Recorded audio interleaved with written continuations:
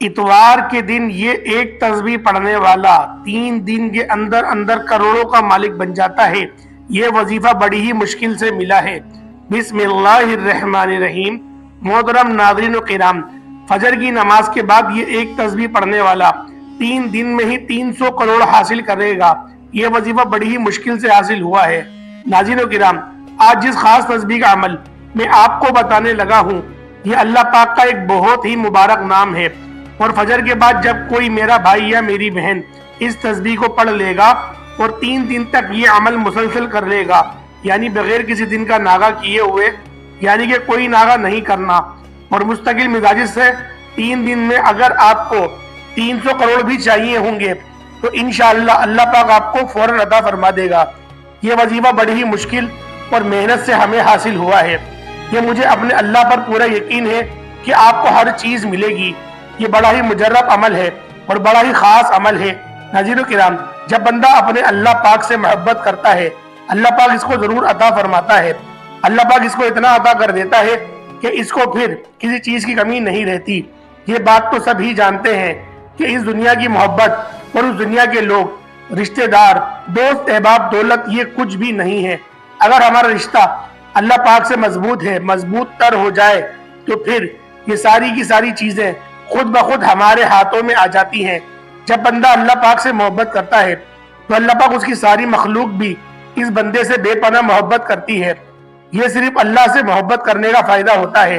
और अगर बंदा अल्लाह ताला को छोड़कर उसकी बनाई हुई मखलूक से मोहब्बत करता है तो वो मखलूक इससे हमेशा धोखाधड़ी ही करती है। फिर वो मखलूक से गिले शिकवे करता भी ही नजर आता है कि मेरे साथ ये हो गया, मेरे साथ वो हो गया, इस बंदे ने तो मेरे साथ ज्यादती कर दी, फला बंदे ने ये क्या कर दिया, ये नहीं होना चाहिए था। तो भाइयों और बहनों, अल्लाह पाक हम सब से मोहब्बत करता है, तो हमें भी यही चाहिए कि अल्लाह पाक से मोहब्बत करें और उस पर भरोसा रखें। तो कहा जाता है कि एक बार मूसा अलैहिस्सलाम को अल्लाह ताला ने हुक्म दिया कि समंदर की तरफ जाओ, वहां 3 कश्तियां डूबने वाली हैं। हजरत मूसा अलैहिस्सलाम फौरी हुक्म इलाही की तकमील करते हुए समंदर की जानिब चल दिए। साहिल पर सुकून था। बहुत दूर से एक कश्ती आती हुई देखी थी जो आहिस्ता आहिस्ता साहिल की तरफ बढ़ रही थी। अभी वो किनारे से कुछ ही फासले पर थी कि हजरत मूसा अलैहिस्सलाम ने आवाज दी, ए कश्ती वालों, अल्लाह का हुक्म आने वाला है, होशियार रहना। उन्होंने जवाब दिया, आप जानते हैं कि अल्लाह के हुक्म को कोई नहीं टाल सकता, हम तो इसके बंदे हैं जो हुक्म इलाही की पाबंद हैं।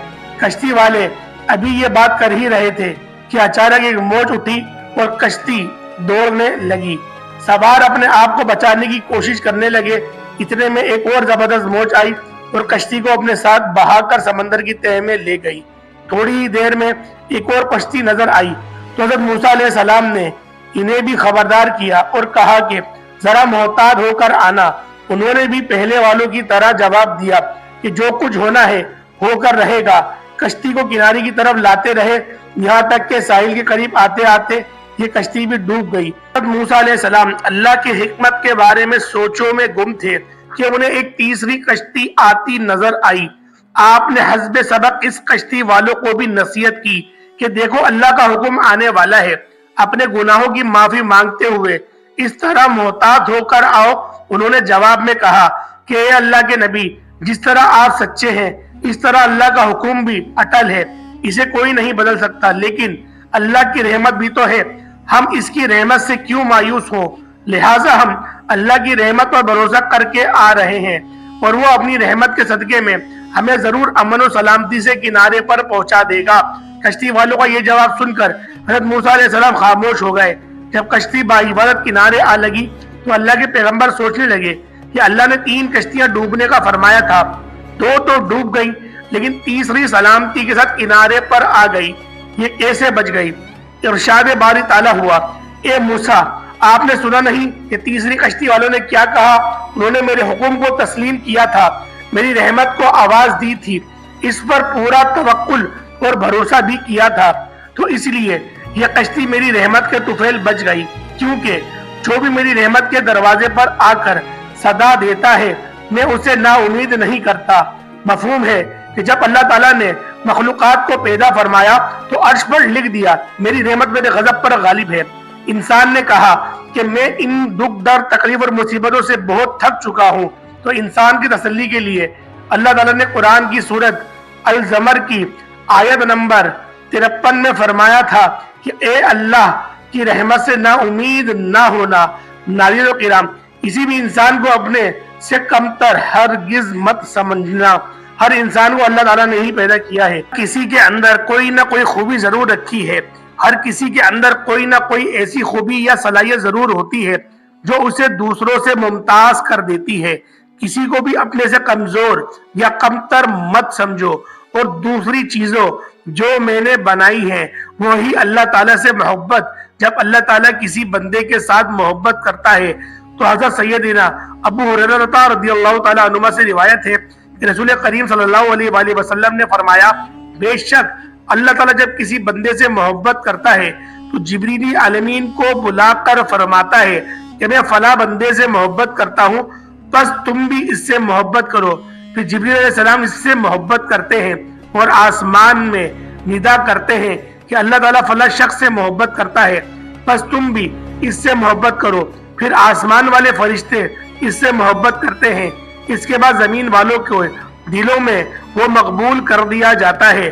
اور جب اس کے برعکس اللہ تعالیٰ کسی آدمی سے ناراض ہوتا ہے تو جبریل علیہ السلام کو بلا کر فرماتا ہے کہ میں فلاں بندے سے ناراض ہوں یا بغض رکھتا ہوں، بس تم بھی اس بندے سے ناراض رہو۔ پھر وہ بھی اس سے ناراض رہتے ہیں۔ پھر آسمان والوں میں ندا کی جاتی ہے کہ اللہ تعالیٰ فلاں بندے سے ناراض ہو گیا ہے تو تم بھی اس سے ناراض ہو جاؤ۔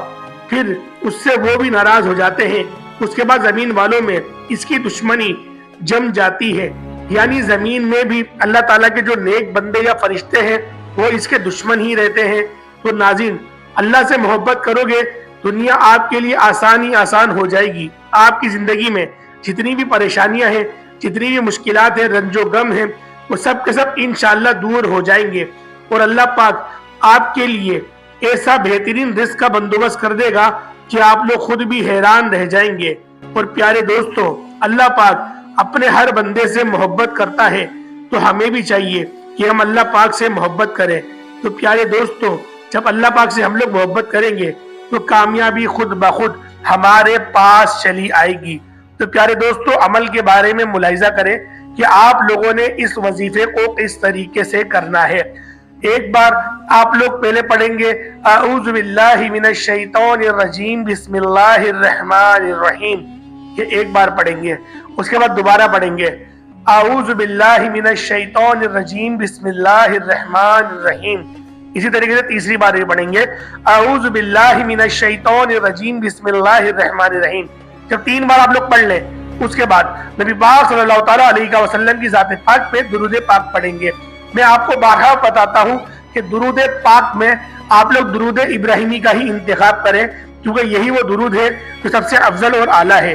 تو ایک بار حصول برکت کے لیے میرے ساتھ بھی پڑھ لیں اللہم صلی علی محمد وعلی آل محمد کما صلیت علی ابراہیم وعلی آل ابراہیم انک حمید مجید اللہم بارک علی محمد وعلی آل محمد کما بارکت علی ابراہیم وعلی آل ابراہیم انک حمید مجید۔